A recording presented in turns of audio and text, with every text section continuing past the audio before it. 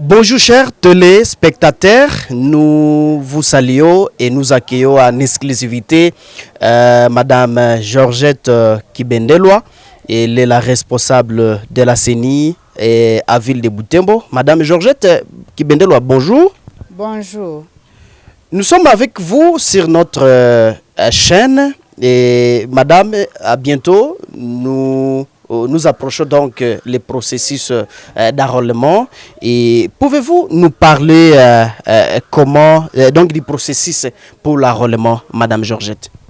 Bon, le processus a commencé, je peux le dire ici, puis il y a eu formation à cascade pour former ceux qui vont travailler dans les centres d'inscription. La formation avait commencé à Kinshasa, Goma et puis Butembo.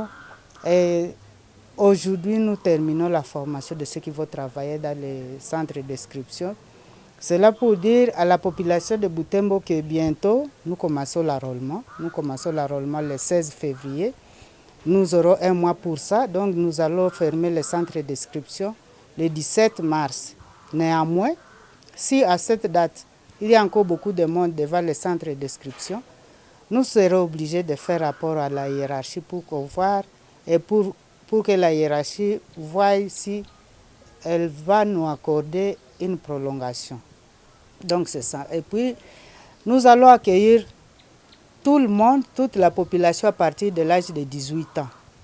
18 ans, vous vous présentez au centre d'inscription et il y a des préalables pour être enrôlé. Vous devez être en possession de certains documents. Lesquels, madame? Oui. Premier document, ancienne carte de lecteur. Vous la présentez, on vous enrôle. Si vous n'avez pas la carte de lecteur, vous présentez votre livret de pension. Pour les vieux, vous présentez le livret de pension. Et puis, si vous n'avez pas ces documents-là, vous présentez l'acte de naissance. L'acte de naissance diffère du certificat de naissance ou bien de l'attestation de naissance. Acte de naissance, c'est quoi? Quand la maman quitte la maternité, l'hôpital lui livre ce qu'on appelle certificat de naissance. Et c'est avec ce certificat que les parents de l'enfant se présentent à la commune pour obtenir l'acte de naissance. Donc la commune, à travers ce service de l'état civil, on donne cet acte-là. Vous pouvez vous présenter avec ces documents, c'est valable. À défaut, vous présentez votre passeport à cours de validité. Si vous n'avez aucun de ces documents, si vous êtes jeune, élève étudiant, vous présentez la carte d'élève ou carte d'étudiant, toujours à cours de validité. Mais il peut arriver que vous n'avez aucun de ces documents. Qu'est-ce que vous allez faire? Si vous n'avez aucun de ces documents, eh bien, vous cherchez 3 témoins qui se sont enrôlés dans votre centre d'inscription. Donc là où vous voulez vous faire enrôler, vous venez avec 3 témoins. Ce sont des témoins qui vont confirmer que vous n'êtes pas étranger, vous êtes congolais. Et à ces témoins-là, ces 3 témoins, on ajoute aussi les chefs de cellule ou les chefs de quartier. Comme ça, quand vous venez avec ces gens-là, il faut que ce soit des témoins qui se sont déjà fait enrôler avant vous. Ne prenez pas un témoin qui ne s'est pas encore enrôlé. Vous prenez les témoins qui se sont déjà fait enrôler là où vous voulez vous faire enrôler. Voilà.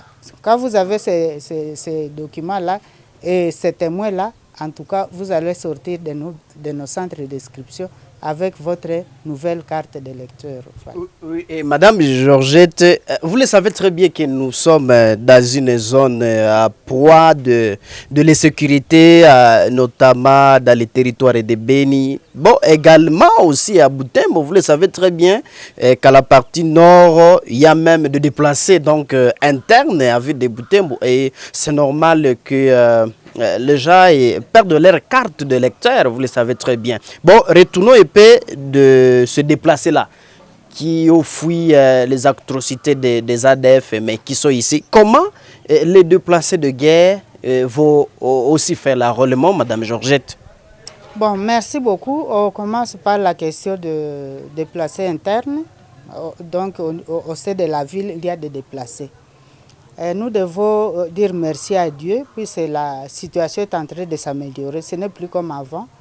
Et puis, selon les informations que nous avons, il y a un retour progressif de la population vers leurs habitations. Et nous savons que, en tout cas, les autorités qui ont la charge de la sécurité dans leurs attributions sont en train aussi de se démener pour que la population, toute la population puisse retourner avant le 16 février, donc avant l'enrôlement. Et la police qui est chargée de la sécurisation de l'opération est en train de se démener. En tout cas, je pense que là, on doit avoir moins d'inquiétude quant à la ville de Butembo, puisque la situation aujourd'hui n'est plus comme celle d'hier.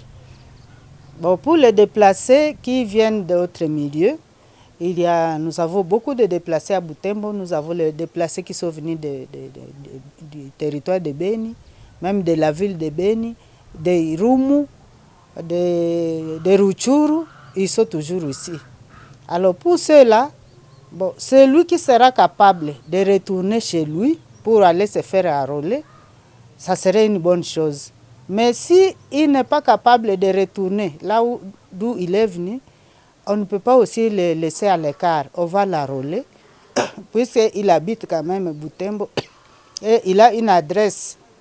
Il va s'enrôler dans un centre d'inscription de la commune où il habite.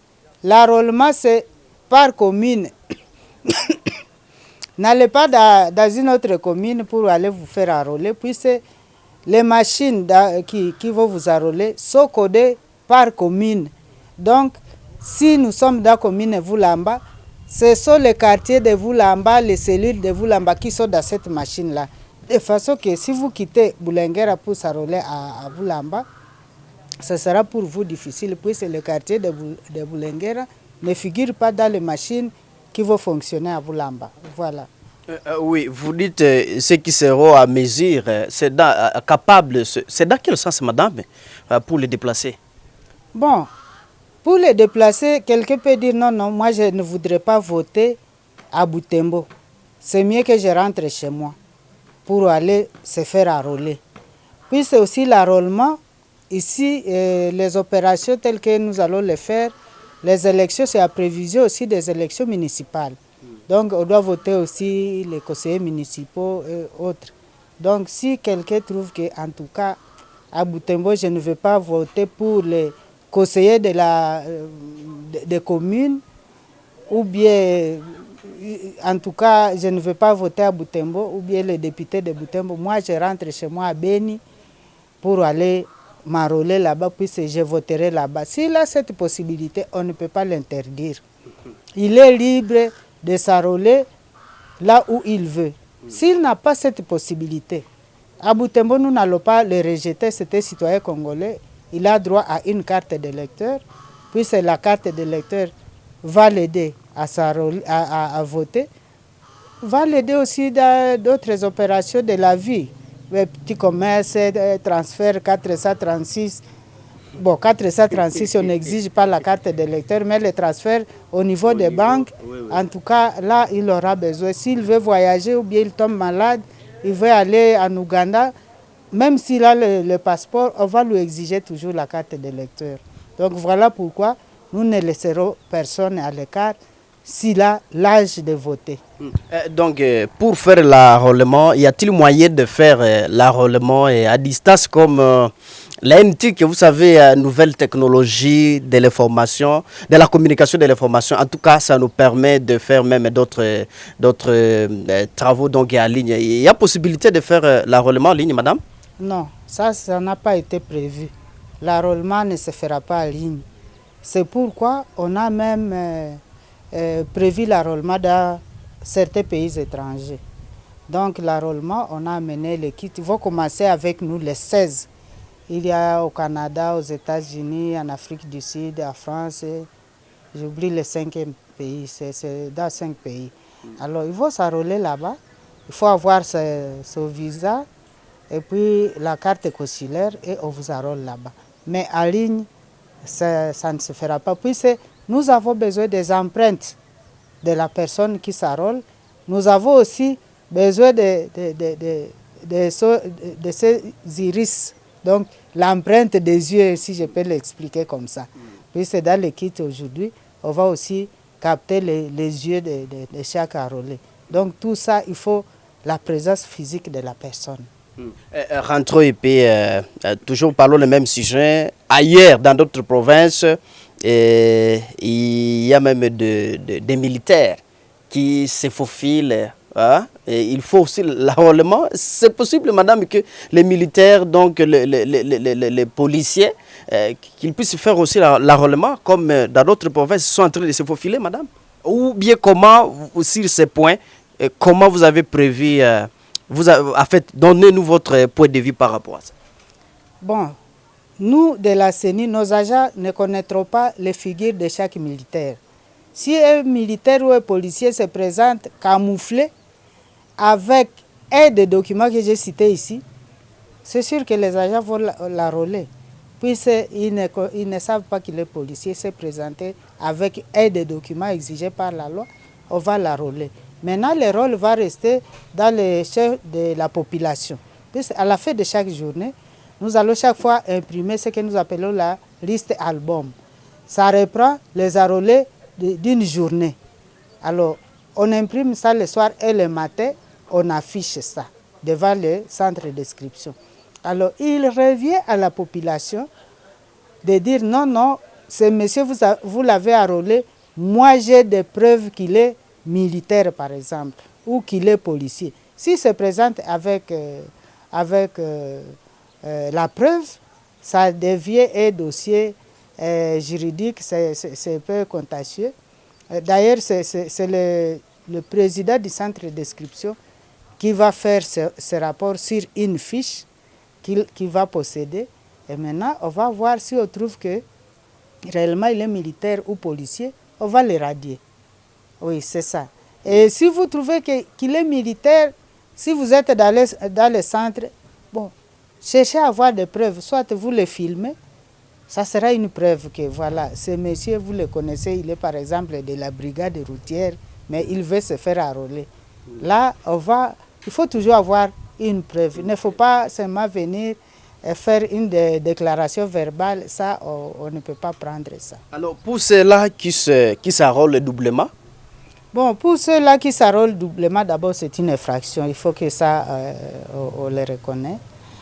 Bon, alors, comme la situation du pays est peut-être avec l'instabilité, la sécurité à l'Est, il peut y arriver que la personne dise, bon, si je garde une carte, si je rencontre les civiques, ils risquent de me piller la carte et moi je ne saurais plus faire mes opérations ou se faire enrôler. Il peut arriver qu'ils s'enrôlent doublement, mais c'est une infraction. Bon, alors, malgré ça, la CENI a prévu que quelqu'un qui se fait enrôler doublement, on le radie partout, on lui laisse seulement une chance. On lui laisse une chance, mais maintenant, la personne risque de ne pas voter, puisqu'il ne saura pas où est-ce qu'il a été retenu et où est-ce qu'il a été radié.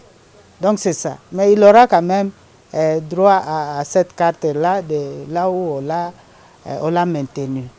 Parlons un peu des centres d'enrôlement, puisque les jours avancent toujours, donc c'est dans quelques jours que nous débutons avec l'enrôlement. Avez-vous vraiment passé au centre d'enrôlement, puisque les élèves sont encore dans des auditoires, dans des classes?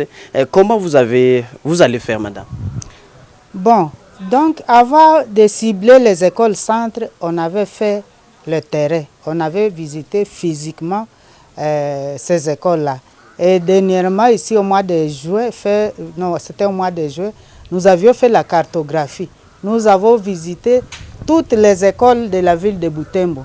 Alors, là, on a vu la viabilité et on a maintenu ces écoles. Et nous, pendant l'enrôlement, on n'a pas besoin de beaucoup de salles de classe. Une salle de classe nous suffit, là où on va recevoir les requérants. Donc, chaque président de centre d'inscription, il est le chef d'établissement de cette école. Il sait qu'il va aménager une classe pour recevoir l'enrôlement. Donc là, il n'y a pas d'inquiétude, tout a été mis au point. Et aussi, les présidents des centres d'inscription, qui sont les chefs d'établissement de ces écoles-là, ils ont participé à la formation qui prend fin aujourd'hui. Et ils ont eu des instructions, ils ont vu comment ça va fonctionner dans les centres d'inscription. Donc, il n'y a pas d'inquiétude dans ce sens-là. Il y a des milieux où les militaires et policiers n'ont pas vraiment accès dans d'autres milieux. Et comme d'autres milieux sont contrôlés par des groupes armés. Et comment l'enrôlement va se faire là-bas? Bon, à Butembo, je ne sais pas. Comme mon pouvoir se limite en ville de Butembo, je pense que chez nous, à Butembo, il n'y a pas de contrée peut-être. Mais s'il y en a des groupes armés qui contrôlent certains milieux où nous avons des centres d'inscription, nous disons on a toujours dit que ce sont vos enfants. Moi, en tant que maman, je peux dire à ces jeunes gens qui sont nos enfants de ne pas déranger l'opération de l'enrôlement des électeurs. Tout le monde doit contribuer à la sécurisation des centres d'inscription. Il ne faut pas laisser le travail à seule la police, qui peut aussi faire appel à l'armée si elle est débordée. Mais s'il y a aussi des groupes armés par-ci, par-là, vraiment, de grâce, nous les supplions, ce sont nos enfants, qui laissent l'enrôlement se passer dans la sérénité, qui laissent la police faire son travail, puisqu'ils ont aussi ce devoir-là de contribuer à la sécurisation des centres d'inscription. Voilà ce que je peux donner comme message. Vraiment, nous supplions tout le monde, que ce soit militaire, que ce soit police, que ce soit population, que ce soit groupe armé, que ce soit groupe de pression. En tout cas, nous lançons un appel pathétique à toute cette catégorie et à la population en général, que chacun puisse donner sa contribution pour que les choses se passent en toute quiétude. Voilà. Oui, Madame Georgette, nous sommes pratiquement à la fin de notre entretien.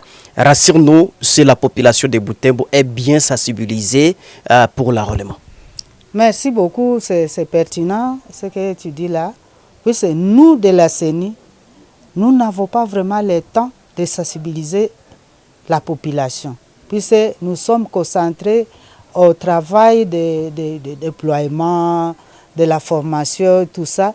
Mais la sensibilisation concerne surtout vous les journalistes, la société civile, les partis politiques, tout le monde, même toute la population, en tout cas, doit s'impliquer dans la sensibilisation. Si on nous laisse pas, si on nous laisse à nous CENI, en tout cas, il n'y aura pas assez d'impact. Puisque nous, maintenant, notre devoir, c'est outiller tout ce monde-là pour donner le message. Alors, au bureau, nous sommes là. Nous attendons toute personne qui peut venir retirer des dépliants, des supports de sensibilisation, quoi, des affiches qu'on sort. Voilà, donc nous demandons à toute la population de Butembo, surtout les partis politiques, la société civile, la presse, les groupes de pression, tout le monde, nous voulons que vraiment tout le monde s'implique dans la sensibilisation des gens qui vont s'enrôler. Madame Georgette Kibendelo, je rappelle à nos téléspectateurs que vous êtes la responsable de la CENI, antenne de Butembo. Nous vous disons merci vraiment d'avoir accepté notre invitation. C'est moi qui vous remercie vraiment, sincèrement. Je dis merci, merci et encore merci pour m'avoir invité, pour faire passer le message à la population. Vous avez beaucoup contribué déjà pour la population. Nous vous remercions sincèrement. Nous sommes à la fin de notre entretien, chers internautes. Je suis Mwana Mpenzi Manzekele à sa présentation.